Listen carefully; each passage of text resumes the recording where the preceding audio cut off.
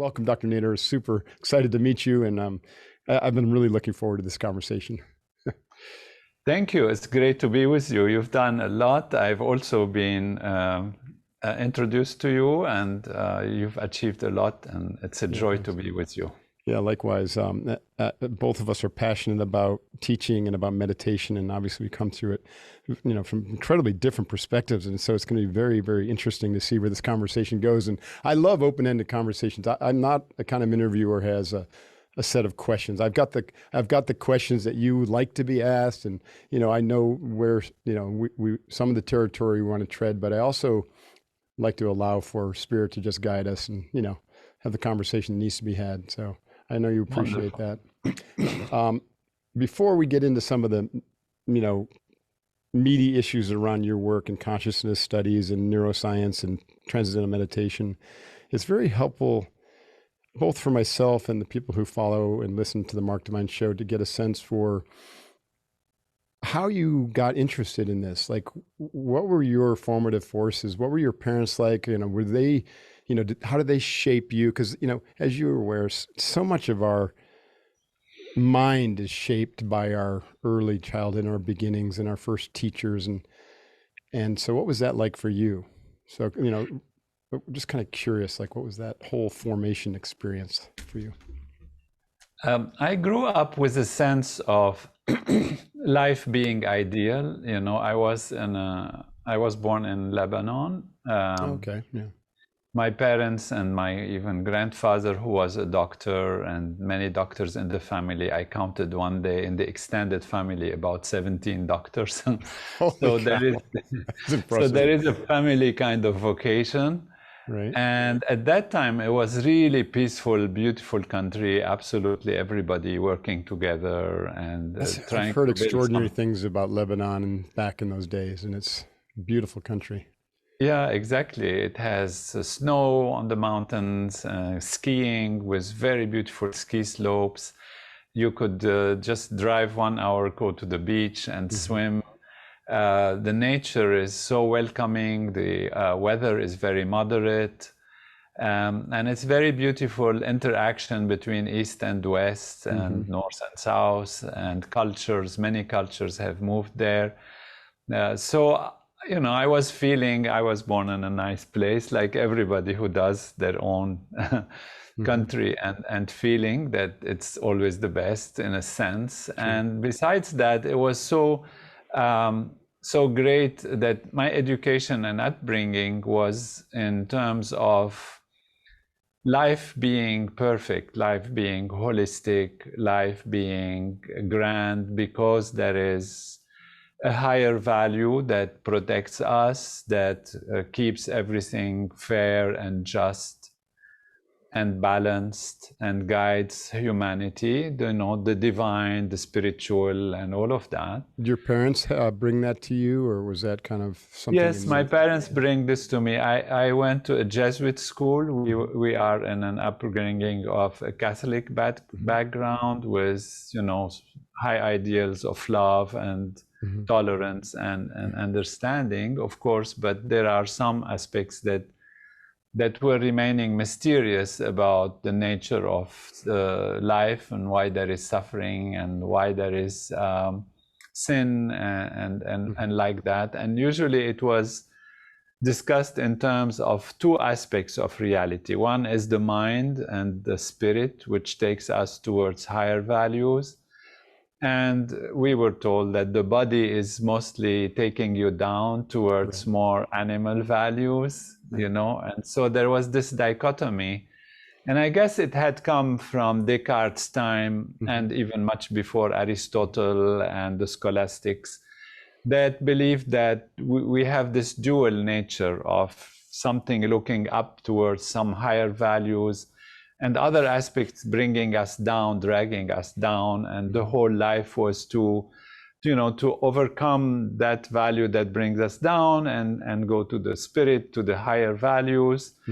But all looked fine in terms of reality and imagining the supreme justice and fairness and equanimity of the higher values.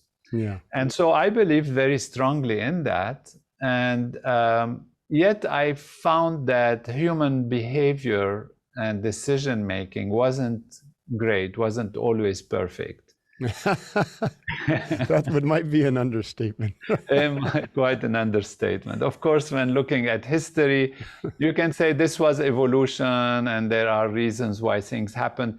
There is a lot of rationalization that takes place Right. at that age, and you believe what you're given, what you're asked. The Jesuits had quite a nice education in terms of mental discipline, of rigorous thinking and analysis. Mm-hmm. And they encourage us to ask questions. And many of the questions were answered, but a lot of them were left to what is called mystery. Right. There is mysterious things, why God is seen in this way in this religion, and seen in that way in that other religion, seen in this other way and yet another religion, and what is one or three or many, and why is that? And everybody believes that it's the absolute truth. And so these were questions that I was asking myself growing up, and I started studying a little bit of philosophy even in high school. Studied existentialism, phenomenology, and different values out of curiosity. And then I felt that the best way to understand humans is to understand what makes them make decisions and what is the ultimate reality of who we are. And based on the physicalist perspective, on the fact that there are this duality of being, which is the spirit and the material, the physical and the non-physical, I thought that, believing in medicine and science, that it's the physical that actually creates the mental. Which is most of Western world would say that's accurate. Exactly. Yes. Absolutely. This is what we're taught. This is what everybody was saying, except for the believers of something more like the spirit. And then you say, where does the spirit come from? You ask yourself questions. How many spirits are there, so that God kind of creates them or pulls them out of somewhere of the hat, and here is a new spirit, and I send that spirit. And why should you send some spirits to suffer and send some other spirits to be wealthy, some to be rich, some to be poor, some to be born in beliefs that are different and fight for their beliefs and all that? So all of these questions were bubbling up without really answers, no answers by anybody, even philosophers, thinkers, scientists, etc. So I thought I start with what is systematic, what is known, rather than all these different beliefs and philosophies and understandings, because they clash a lot and they have different points of views. So why not go to the system that is systematic, which is science? Yeah, I love that, and it makes a lot of sense, because you can't deconstruct something until you understand how it's constructed, right? And so if you got to the end of that road and you found that consciousness absolutely, in your experience, came from the material, came from the biological functioning of this complex brain body that we have, then all would have been well. It would have helped you answer the rest of the questions. But if you get to the end of that road and you recognize that the answers aren't there, then at least you have the foundation to begin to deconstruct, right? And to build a new reality. And you have the credibility. You're telling my story. You're telling sorry about that. No, that's fair. That's in a beautiful way. You summarized even the logic that I've been through, right. And so not to say it again, but quickly to confirm, yes, I thought the physical will create the mental, and that's the nervous system, because if you damage the nervous system, you lose consciousness, or you lose parts of consciousness, or if you take a drug, you have hallucinations, and therefore it's obvious that it's the chemical parts that are making a difference, and they are changing our awareness, our understanding, our interaction with the outside. So let's delve into what makes us what we are as humans and why we make our decisions. And so I decided to go to medicine, then psychiatry, neurology, and brain science and research that I did in the United States. So was really feeling grateful and lucky to have been there, learning from a very systematic, very great scientists and thinkers.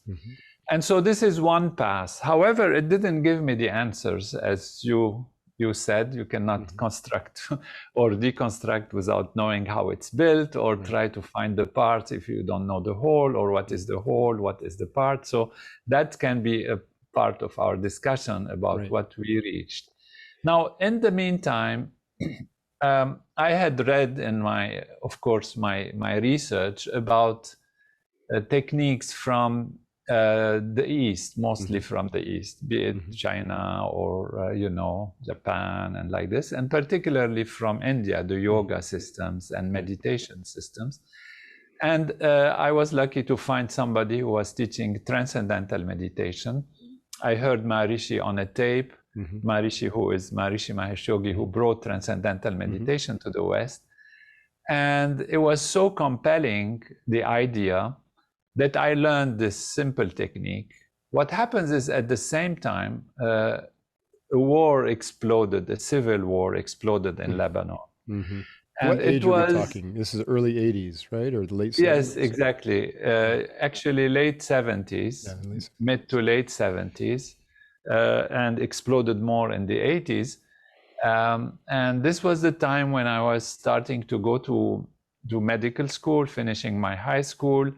And it was a shock for me, because all these systems that are the spiritual part of human life is motivating people to kill each other for their beliefs or for their differences of beliefs, and to protect themselves. And there were a combination of things that led to a lot of questions about, where is all this perfect justice that I have expected, this perfect balance, this fairness and all of that? Because even as the time went, as a medical doctor in the emergency room, I saw a lot of suffering, and a lot of suffering from different camps that were fighting each other. And I saw the same tears in the eyes of the mothers that were Christian or Muslim or of a different belief systems, the communist versus the right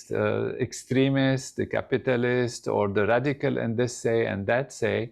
And you will end up, when they come to the emergency room, that there is that humanity which is there, which shows in that fashion. And so the questions started to become more existential rather than philosophical. So I was first studying all of this intellectually and philosophically, but now is actually existentially. I am living it. It's no more a philosophy. It's a life question about existence, about being, about meaning of life, about why we're going and what we're doing. And so this is where the tension between mind and body, between consciousness and physiology, between the fabrics of our body and the fabrics of our mind, started to rise in my mind. And the question came, which is primary, which is more important? Now, learning Transcendental Meditation was helpful for me a lot, because it showed that we can do something from the mind side to help also the physiology as well as the mind. So you can, through mental techniques, through meditation, Transcendental Meditation in particular in this case, make a difference in the physiology. And the difference is quite profound, and it has impact on different aspects of our life, which means it has an impact on mental clarity, on mental peace and happiness, but also on the physiology, well-being, removals of stress, healing better, ability to concentrate and to feel better, and also behavior and openness to other feelings, other possibilities. And so here is a technique, which is a technique of consciousness, a technique of awareness, mental technique, that makes a huge difference on the body. And so now is came the question of which is primary and what is reality, what is ultimate reality, and how we can have answers then to all the big questions in life. So right. That's awesome. So let's put a pin in that right now before we go too deep down that rabbit hole. I think one of the most profound contributions of phase one of Transcendental Meditation is the research behind what you just described, to bring this just tremendous body of research to all the physiological and behavioral, modifications or improvements that accrue through a practice of Transcendental Meditation, or meditation in general, let's say, but TM as a specific methodology. And I think the world is just still not quite aware of the tremendous amount of research that is involved, in verifying the claim that you just made. And I think that's profound. And maybe we could just touch upon some of that, because many people who take up meditation do it for the health benefits in America. That's where, and not, to be honest, we need it, right? Because people are burning out in large degrees, and post-pandemic, everyone's stressed out, and suicide rates are through the roof.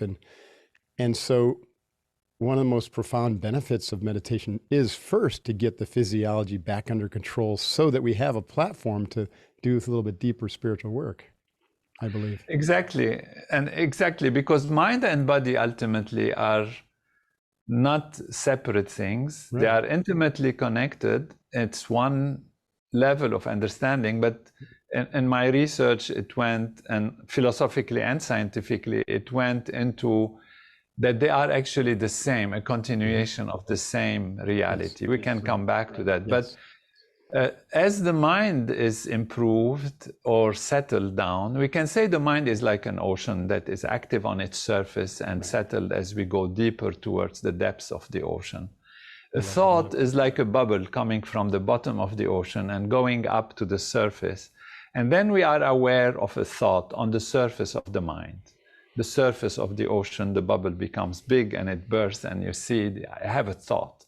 But where did this thought come from? What is the origin of the thought?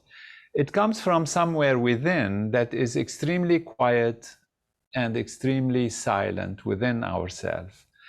And what Transcendental Meditation does is take us to the source of intelligence, the source of thought, the source of creativity, which is our true inner self. This is the understanding behind the practice. How does it happen? We take a sound which has no meaning, and there is a procedure how to learn it, how to deal with thoughts, how to deal with if you sleep, if you itch, if you this, if you that, what do you do? So there is a technique to learn, and it has to be taught by a teacher. And there is an app also now we have that teaches it. But basically, even when Maharishi Mahesh Yogi, who brought this knowledge from the East, from yoga, because it is a mental yoga, it's the most advanced mental technique of yoga, transcending, because transcending is to go beyond. That's the meaning of transcending. So to go beyond the surface value of the ripples and waves on the surface level of the ocean of the mind, you dive to the essence, to the ocean's bottom, to the ocean's origin. It's almost descending instead of transcending. Exactly. Using that metaphor. Exactly. Yeah, transcending is to go beyond. So you go beyond all thoughts, all feelings, all like this, but you remain awake. This is what is beautiful, is you experience a state of full awakening, full wakefulness, yet without any thought. Usually when we are awake, and this is also part of lots of discussions about philosophy, whether consciousness comes because we are conscious of something, or there is consciousness by itself, we are aware without being aware of objects. It's a whole discussion. The reality is, yes, there is consciousness in which you transcend all thoughts, all feelings, and you're still awake. So usually when we have no thoughts, we are asleep, then we have nothing, no experience. In Transcendental Meditation, you experience no thought, pure awareness by itself without any activity on the level of the mind. Right. So this is consciousness meeting its own self. It's like you have a screen and you're projecting pictures on the screen, and then the pictures or the video, whatever, is fading and fading and fading. And then suddenly you have the screen, which actually upholds all the pictures, and all the movie of life is going on that screen. And so that screen is our consciousness. And ultimately, it's also our inner self. Now, fine, this is a mental experience. It's interesting. But what happens is the physiology follows. Right. When the mind settles, the body settles, it becomes very, very settled, very fine, refined level of activity. And this has been shown through breathing rate, heart rate, blood pressure reduction, the reduction of cortisol, skin resistance changes that indicate less tension, less stress. So these are the studies that have shown that you have really what we call a hypometabolic alert state, a state of great restfulness, yet wakefulness, which is something we don't have in the normal states of consciousness, which are deep sleep, dreaming, and waking. You don't have that combination of very deep rest, at the same time alertness. Now, alertness is also studied scientifically, and there is a faster reaction time, greater ability to concentrate, better ability to solve problems, even improved intelligence quotient, IQ, intelligence, behavioral intelligence, and emotional intelligence improves. And there is greater coherence in the brain. Even when you analyze the electroencephalography of the brain and you see the waves, you find that the brain is acting in a more holistic way between front and back, right and left. And therefore, there is a greater integration. And as some scientists who did this research called it, the opening of the reserves of the brain, because many parts of the brain are not always used, or used properly, or used in an integrated way. That's right. And it's like you have a computer which has many chips, in this case, thousands of chips. And instead of each working independently of the other, they start working together. And when they work together, they are able to solve bigger problems. And that's why we find people finding solutions to their lives, behaving better, and the physiology follows. So, you asked about the research. The research, we have more than 600 scientific research studies published in the best journals from the best labs and research centers in the world that show the effectiveness of this technique on mind, body, behavior, and even on society. Right. That's tremendous. There's so many questions I have. I think what I'd like to do is before, I want to draw a little map here, and then you can just follow the map in any direction you want. But first, there's a lot of confusion in the West about methods of meditation. I got my start in Zen, and I would call that a concentration practice. And I've done multiple mindfulness-based stress reduction courses and taught mindfulness. Well, those are two very, very different processes. And people love to go to Vipassana retreats, silent retreats, which is a mindfulness technique out of the Far East as well. But you describe TM as automatic transcendence, and you said there's a qualitative difference from concentration training, from mindfulness training. And we're not even getting into the bucket of like visualization and guided visualization, which are different types of tools that will have different effects. So if you could just help the listener understand, what are the differences? Why would one use one versus the other? Do they work together, or is TM something that kind of like transcends those other methods as a more direct route, in your opinion? Yeah, in my opinion. Or experience, yeah. And on the experience and on the scientific level, because they have different signatures, these different techniques have different signatures in the electroencephalography, in the reaction of the body, and how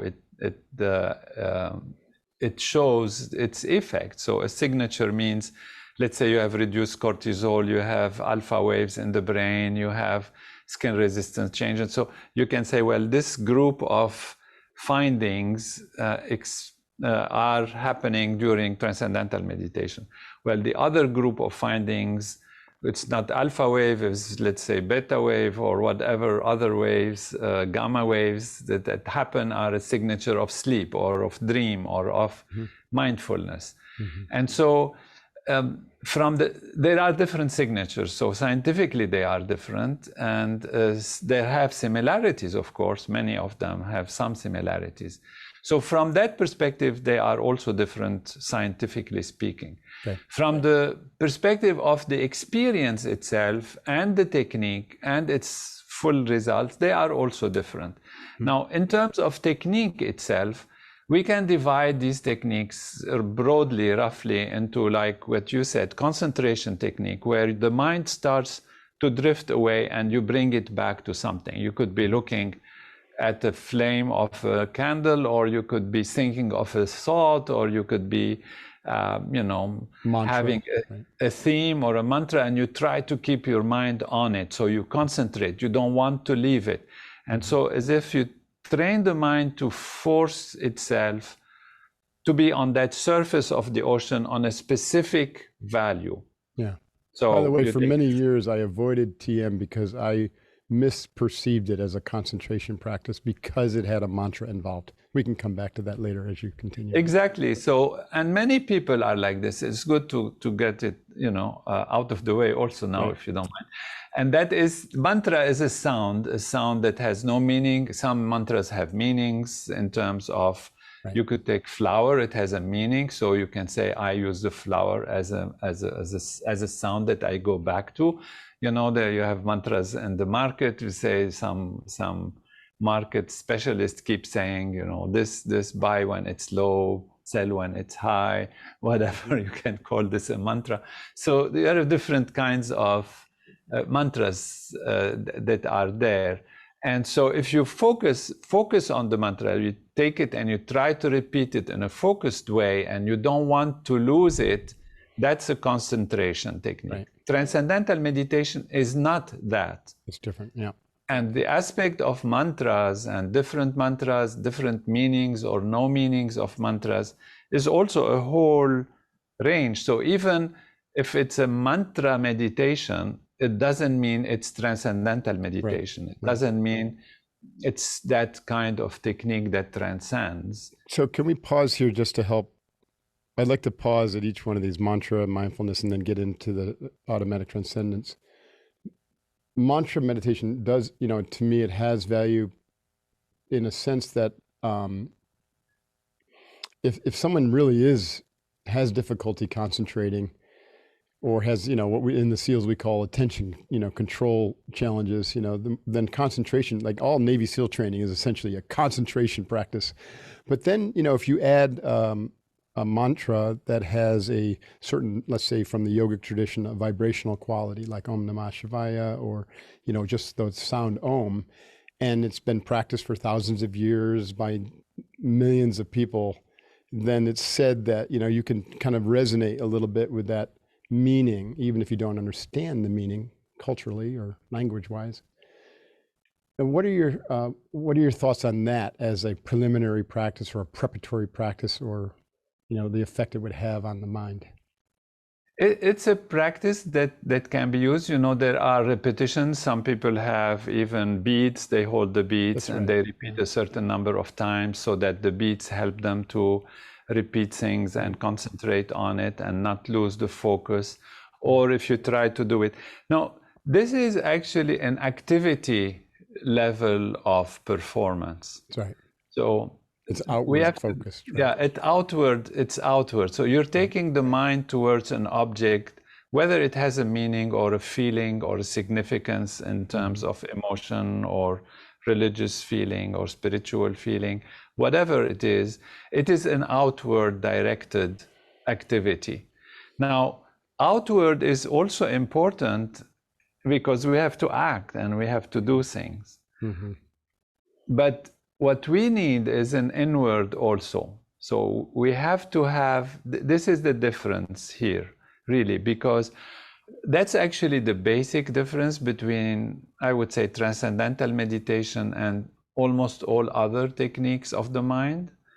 that whether you go outwards a lot or you go outwards a little, or you don't go outwards towards what is out, but in the mind you stay on some level of attention, which is, for example, breathing, for example, or like this. So you are taking your attention towards some outer value. Your breathing is not outer, but it's much more inner than putting attention on a flame or on an object that is outside. But it's still, the mind is taken towards an object of perception that is not the innermost value of your innermost being, of your innermost which is self. pure silence. Yeah. Which is pure silence, exactly. I see, yes. Now, if you try to produce pure silence, you never get it, really. It's just, then it's an imaginary thing and you're forcing it. So that is a nice distinction to have in mind. So you have concentration on the outer value. You can have contemplation on an outer value, which means you don't try to concentrate, but you let your mind, like what is called open monitoring, which is mostly in mindfulness, that you sit there and you observe, and if your mind goes to the breathing, you go to the breathing, you feel the breathing, you experience the breathing. So that's what mindfulness means. It's like minding what's going on. And so you try to follow your breathing without judgment. You try to follow your thoughts without judgment. You try to follow your emotions without judgment. And so these are the kind of, you are mindful of it and you take an attitude towards it that is not aggressive or negative or fighting it.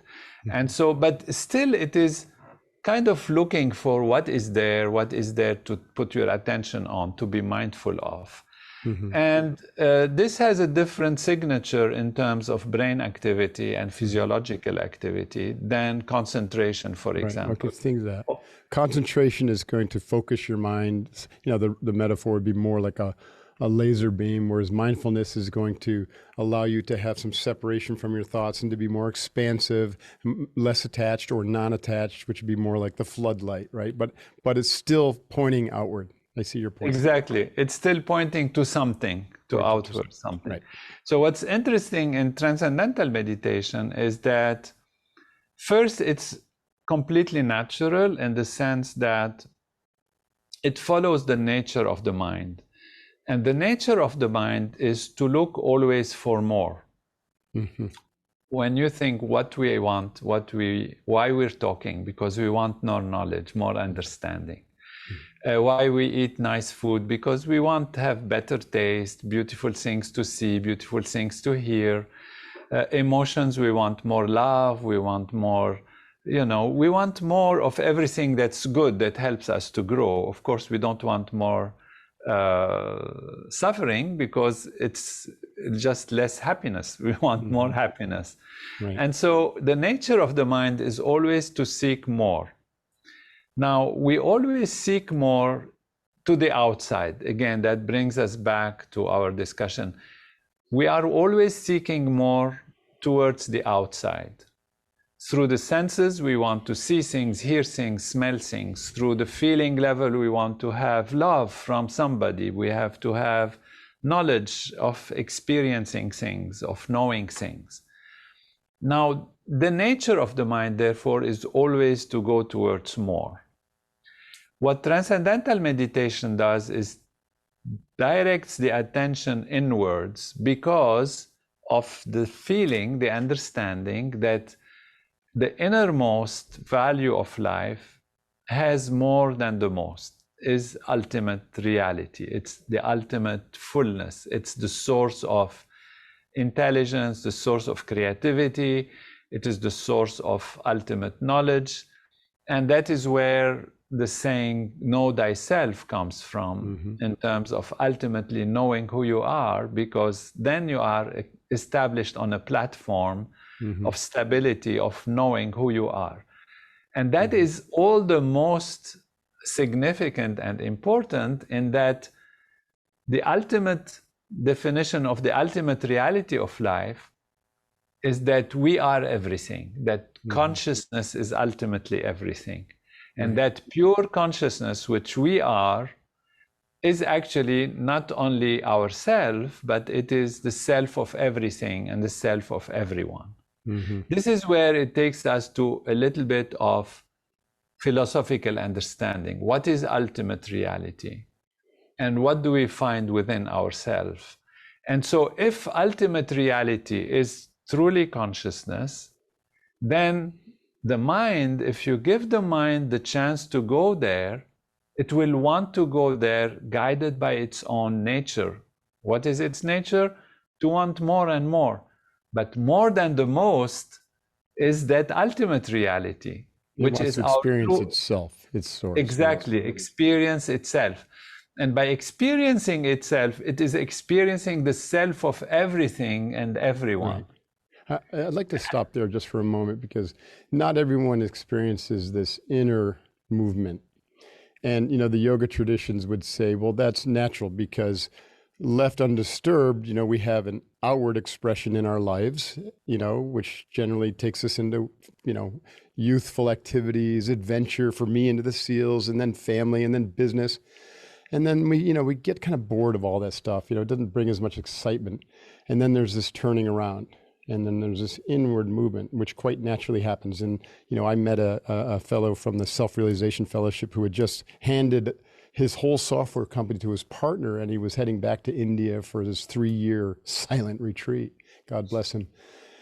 And they, you know, they will also say, from a karmic sense, you might have several thousand lifetimes of outward movement until you finally get the turnaround, knock in the head, and you're like, oh, well, maybe there's something more. And so what I'm hearing from you is a practice of TM can help us accelerate that, maybe find that peace and that inner journey here and now, instead of like waiting for some karmic miracle to happen, or 50 Absolutely. years ago. Absolutely. And that was absolutely. And that was what actually inspired me to give actually my knowledge and my life and my studies and my experience to this program. Right. And that is that it's something that at the same time gives you the inner and the outer. So you don't have to go away from activity in order to be on the inner value. And it's like only a question of balance between inner and outer, because both are important. They both are. And most American or Westerners aren't interested in going to a monastery or a 3-year silent retreat. And they're just like, no, that's not for us. So we have a path that can coexist. The practice is wherever you're at. It's in your daily life. Exactly. And that's the beauty of it also, in the sense that for 20 minutes morning and evening, you close the eyes, and this is the time you are with yourself. You are on the inward stroke. And we usually use the example of, if you want to throw the arrow in a most dynamic way on the bow, you pull the arrow back. And so if somebody sees you pulling the arrow back, they'll tell you, what are you doing? You want to throw the arrow forward. Why are you pulling it back? But it's by pulling it back that you can hit the target. Right. You know, when you want to jump, you don't just stand on the border of this jump. You go back. Right. So you take strength and then you jump. If you want to build a building, you know, if somebody doesn't know the meaning of a foundation, they think you are crazy. You want to build a building that's very high and you start going down the ground. This is ridiculous. It's crazy. The tree wants to grow, but instead of, you know, wasting its energy to grow up, it starts sending its roots in the ground. So we spend all of our time looking at the tree branches without working on the roots here in the West. Exactly. So we have to water the root in order to enjoy the fruits of life. And the roots of life is within us. So if you just go to the roots and you don't produce a tree, then okay, this is your choice in life for your own self, but you are not contributing necessarily the best for yourself and for others. So you have to have what we call 200% of life, 100% inner and 100% outer. I love that. I love And that. so I'm sorry. I just had to, because for so long, I've been teaching people, like the terms I've been using is mastery in service, right? They go hand in glove, right? We work on ourselves internally to cultivate the interior life and our sense of why and this radical aliveness, all the outcomes that, will come from an effective practice. But it's not so that we can hide, right? And this is the big critique I have of people who escape to monasteries. And, generally speaking, a lot of times they're unhappier than the plumber or the, carpenter who is, got the wax on, wax off practice going, and he's still at least engaged in building and contributing. So it's, I love how you said that, 200%, work on the inner, but bring it to the outer, be in service. Exactly. Just to be fair, there are, people who want to just live the fuller inner value, I don't mean to be critical, and we give them full respect. There are recluse, there is a tendency of recluse. They are usually minority in the world, but they are in all traditions, people who devote themselves to prayer, to inward value, and they have their contribution. But the majority of the world and its population is to work, to create, to do things, and then you follow your nature. And the problem has been that if you have to be active and all of that, you think, oh, this is not for you, or this is not in this lifetime. Maybe some other time I will be doing it, or when I grow older, then I will just retire and go back to the self and meditate. And what's beautiful is we don't have to wait, and we don't have to reject one or the other. Everything is fine, but just root yourself, water the root to enjoy the fruit. Keep yourself grounded, anchored in yourself, in your deep self, and don't be a football of situations and circumstances. This is what the deep rooting in the self means, is that you become unshakable, yet you are clear, you see things clearly, you have compassion, you have love, you have ability to give, but then you give what you have. And what you have in this case is strength and happiness. And so you shouldn't worry to go take time for yourself, just few minutes diving into the self and then going out into activity. And this is a balanced life that can give greatest happiness and stability and peace. Right. You discussed the brain or, EQ, EEG signature of concentration being different than mindful awareness or open monitoring. What happens with automatic transcendence or TM?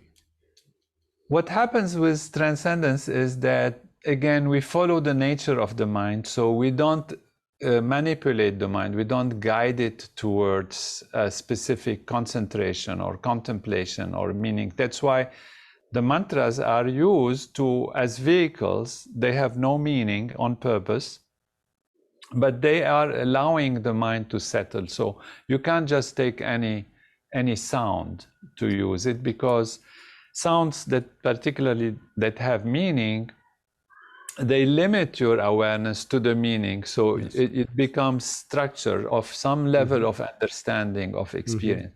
So you take the sound without meaning and you learn how to use it, and the mind guides itself towards itself. And so diving in, that's why it's called automatic transcendence, or automatic, automatically going to inner silence. And here you have a specific signature of alpha waves coherence, which is very high in all parts of the brain.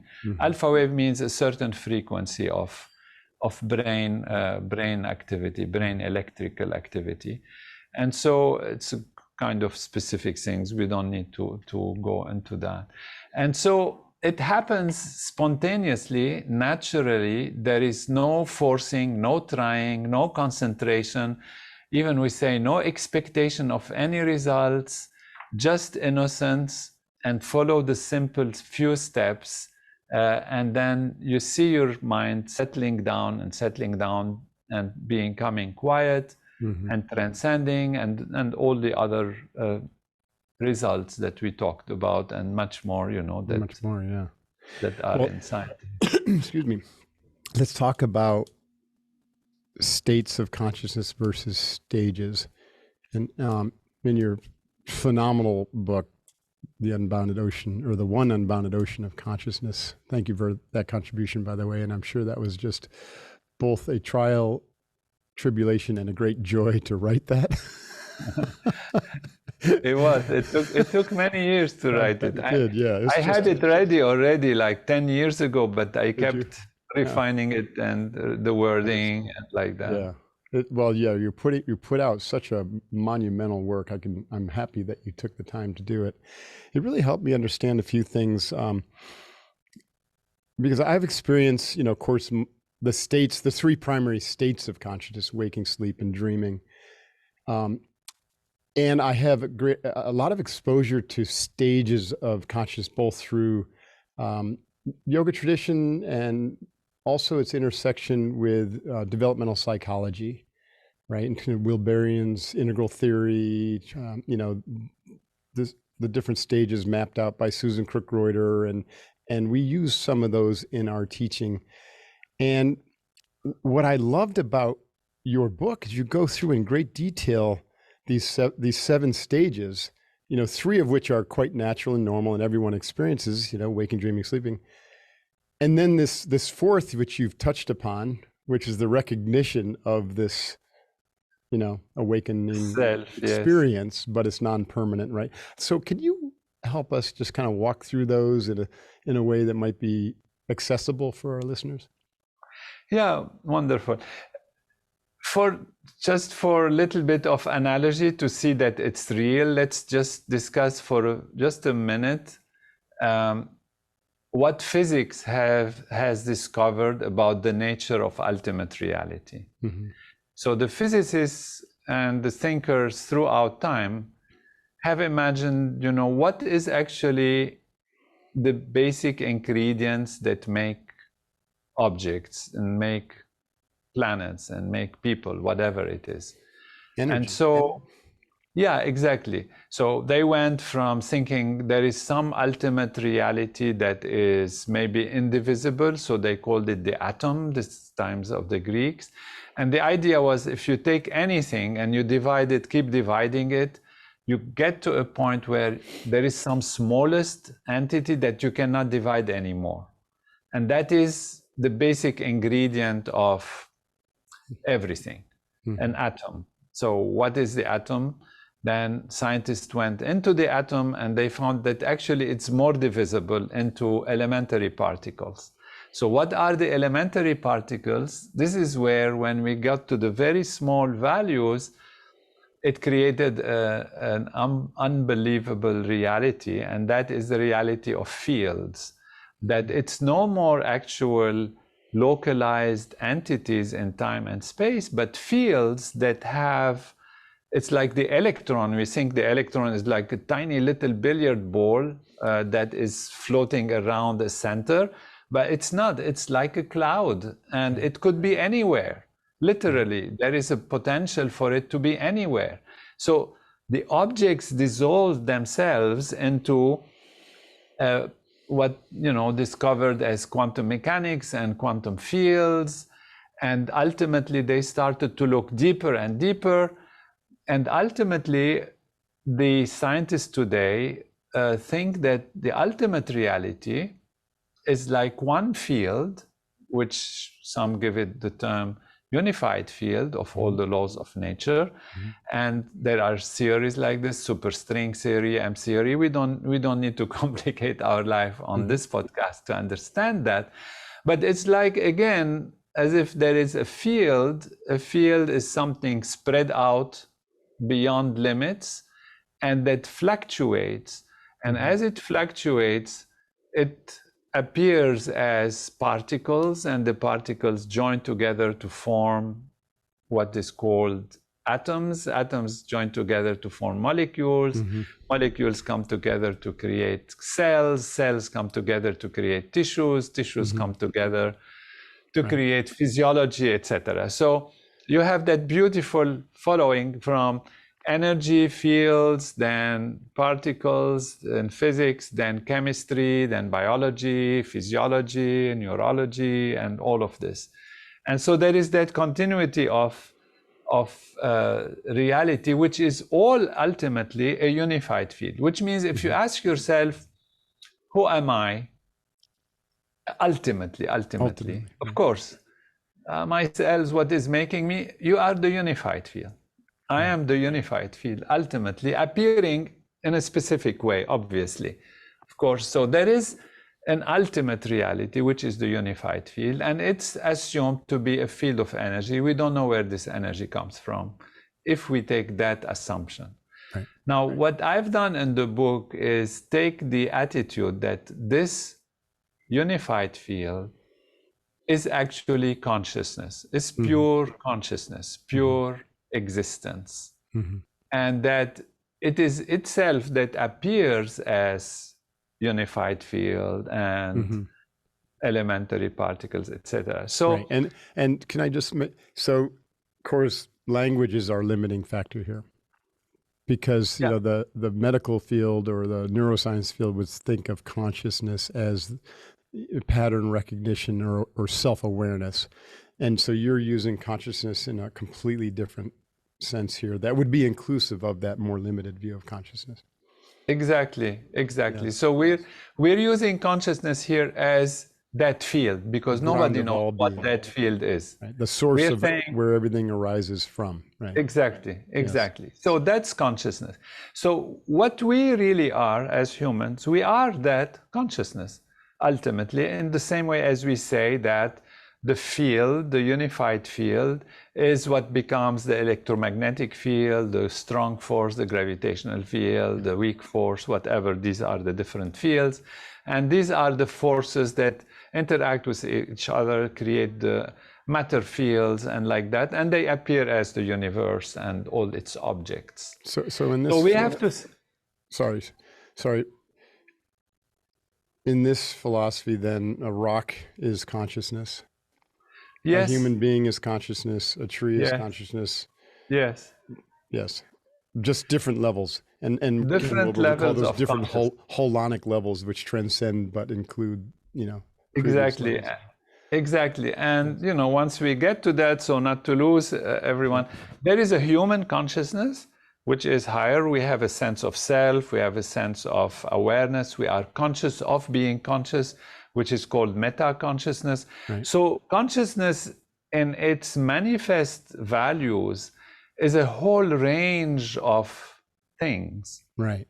And in humans, it is of a higher value. In animals, it seems to be of a lower value. Some animals don't even have a sense of self.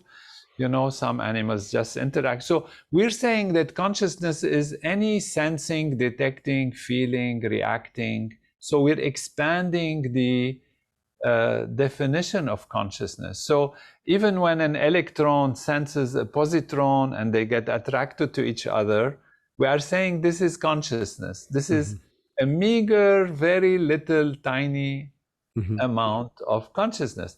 When you say a stone falls to the ground, it is sensing gravity.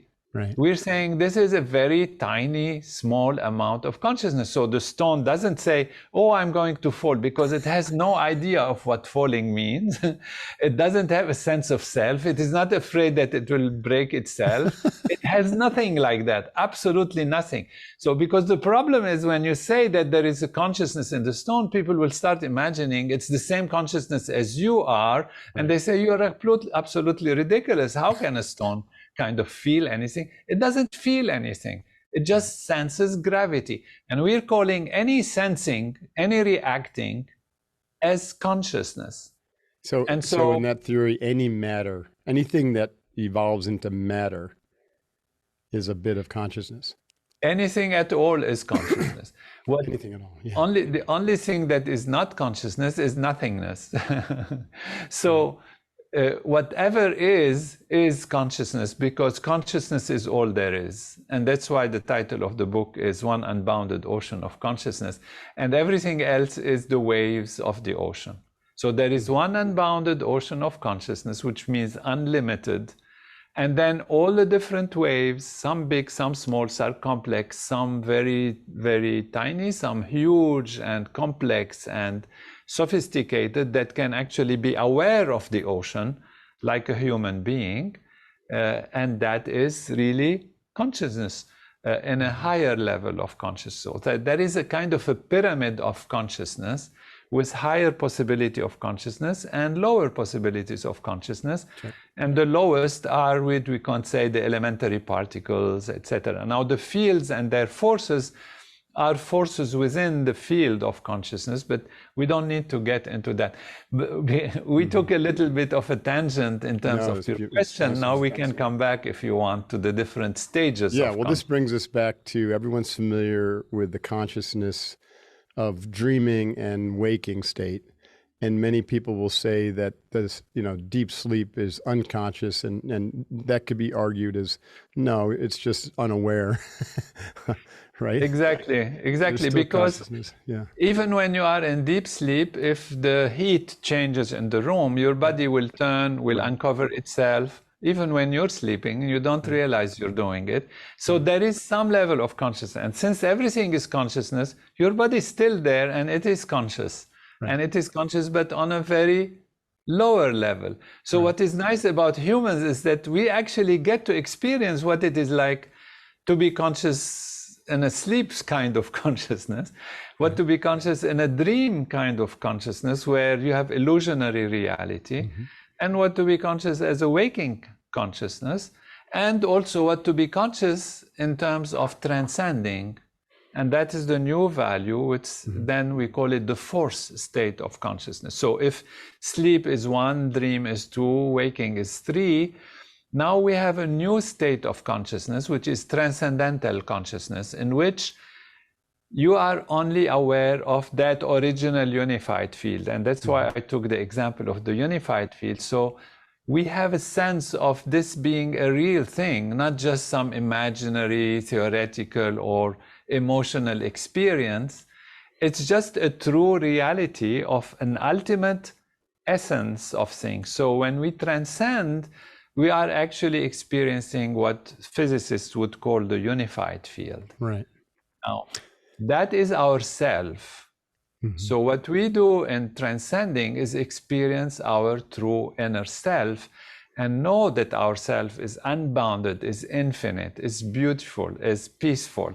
And that is really the beauty already of transcending, because you discover that you are not such a limited person and a limited abilities, that all your stresses that have come, what people have told you when you were young, that you are, you're incapable to do this, you are, this is not for you, you are not that, you are this, you are not that, which are on the surface level fine, but or stressful if you are being, diminished by others and told things that stay and cramp your feelings and prevent you from being creative.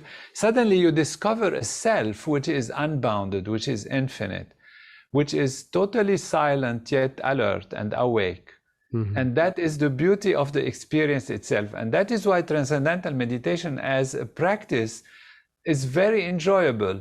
So it's not something you have to say, oh, I have to do it. Okay, let me be good to myself and I should do this. It's something you look forward to doing, to having. You sit, you're quiet, you go to the self, and it's a moment of bliss, a moment of happiness, a moment of going back home, in a sense, going back to yourself. And that is transcendental consciousness. So we have 4 now. The next one is when this fourth state of consciousness, transcendental consciousness, never leaves you. That's right. It becomes a permanent stage of development. Exactly. So usually you transcend, and then when you go out, you're still feeling good, you're feeling great, but it wears away, it goes away with the activity of the day, and then you are again projected fully outside. And something will remain from that. Otherwise, it's not meaningful if it's just sitting there for the 20 minutes and then it's gone. Something will remain. And that's why your behavior improves in general, but you still kind of get out of yourself, get outwards. Now, as you practice regularly, and we have an example for this, if you want to dye a cloth, in the past they used to dip the cloth in the paint, in the dye, and then remove it and wash it and put it in the sun so that it wears, the color goes away. Because even though it goes away, it gets fastened, it gets stronger. Right. You dip it again, and then you put it in the sun, you wash it, you do this, and some little more color remains. So you keep repeating this until the color is so fast and strong on the cloth that it never is lost. So this is what we do. We transcend and then go out into activity. Now, activity seems to remove the dye from the cloth, to remove that feeling, but it actually is helping to fasten it. And so that's why we say evolution happens in 2 steps, inward and then outward, inward and outward. Through this repetition, the colors become so strong in the cloth that it never is lost. And in this case, of course, what we mean is your transcendence, your sense of self, of inner stability and inner sense of peace and harmony within, stays with you even when you are active. And when it stays with you all the time, unshaken by situations and circumstances, we have to call this a 5th state of consciousness, which we have a name, Maharishi gave it a name, cosmic consciousness, just to say that you are now cosmic. So you are established in the self and you perform action. And it's beautiful because one of the highest wisdom of yoga that is spoken in the ancient tradition is to perform action, you have to be established in being. It's in Sanskrit, yoga sta kuru karmani. Established in yoga, established in the state of unity, which is that state of the self. Now you perform action in an effective way, in a clear way, not based on stress, but based on the unified field, which manages the entire universe and maintains it in perfect order. So that is the 5th state of consciousness, cosmic consciousness.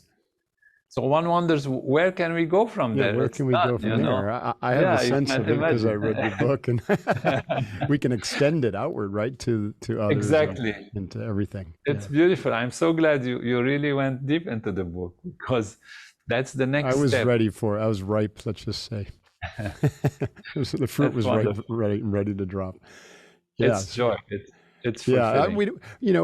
Real quickly, just so, we get the 6th and 7th, because most people will be working on the 4th. Maybe just quickly describe what we're talking about. Yes, so the 5th, we have seen that you're established in the self, but the outer values, they still feel different and separate and disconnected from each other. You don't understand the full value of them. Now you go into what we say glorified cosmic consciousness. In that state, you start seeing the harmony of nature and all of that. And that is one other state where you see the fullness of creation, its orderliness, the relationships, why things happen. And some call it God consciousness, which means you appreciate creation, you appreciate the creator. Of course, you don't become God, or you don't pretend to become God, but you actually appreciate the creation. When you appreciate the creation, you appreciate the creator. And so if you are full inside, exactly, and you appreciate the beauty of life, that is a 6th state of consciousness. Again, one would say, what can there be more? Because you've appreciated all the beautiful values outside and you are inside, established in the self. The next one, the 7th state of consciousness, is called unity consciousness. It's a state where you actually realize that even the outer is yourself, which we really started with, because we said the unified field is the self, is the absolute self. And if it is in myself, it is also outside. And now you see it, not just intellectually, but you experience it directly. You experience that everything is myself. Everything is myself. And that is the beautiful field of unity, where everything is unified. There is no fear, there is no sense of the other, although of course you see the other, but you know it's also yourself. So that's the beauty of it, because ultimately it has huge implications in terms of our relations, in terms of accepting differences, because ultimately the source is one, but the appearance is different. The same field is appearing differently, but it's the same one self that is in everything. That is called unity consciousness. Consciousness expressing itself in a multiplicity, right? Exactly. Beautiful. And the practical benefits for leaders are a completely different level of leadership, you know, and we have such strife in the world and conflict, and, you know, in the Western world, we think that we're so committed to this idea of evolution. And yet, as you pointed out in the early stages of our conversation, the results don't prove that theory very well, right? Yes. Because we're not evolving at a consciousness level. We're just evolving at a technological or a civil, complexity civilization level. And even that's not working very well. So the practical benefits, in your words, for leaders and for everyday human beings is, what is it? Well, the practical level is solutions to the problems of life, because if we think that life is material and physical, and actually it is not, so we are fooling ourselves in pursuing just the physical and the material. If we know and experience that, not only intellectually knowing it, but experiencing it, which means we automatically become convinced through direct experience within ourselves, and that experience grows in us spontaneously without forcing it, just by directly diving into the self again and again every day. First, we see that the whole physiology changes, the mind changes, the behavior changes. And what we have seen is that also society changes, which is a very powerful and important factor. Right. And research has been done, many research studies, even documented and published in very serious, top serious scientific journals, that show that when a percentage of people practice this technology, they change the behavior of the society as a whole. Right. They change even people who don't practice transcendental meditation. Right. Why?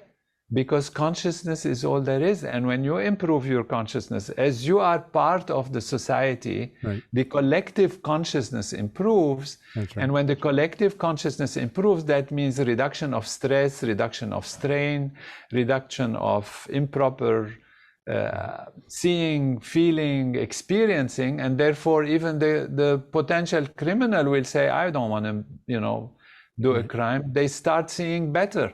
And we have seen this result. There is diminution in accidents of the road, diminution of crime, better relation between nations, greater harmony, improved in prosperity and social indicators, many social indicators. And they have been studied not only retroactively, but prospectively and proactively towards the decision-making of saying, look, I'm going to do this, you examine the results. So that means we actually said that, for example, this was done in Washington in the past, where a large group of those practitioners came together, and the scientists predicted the reduction in crime, reduction in conflict, reduction in accidents of the road, and conflicts of different kinds. And we did the group, and the scientists were sitting there and analyzing the situation, and they did find that the changes were dramatically happening. And when the group dismantled, then the situation came gradually back to where it was before. And this is not just that example. We have this in dozens and dozens of examples, and they have been published. And so when we know that consciousness is all there is, that consciousness is primary, then we are able to solve many problems. And we have many problems to face. We have artificial intelligence, we have genetic engineering, we have conflicts on different levels, how to unify differences. And this is not going to happen only on an intellectual level or on the level of compromise and sitting and having good intentions. Right. It will happen through transformation of consciousness.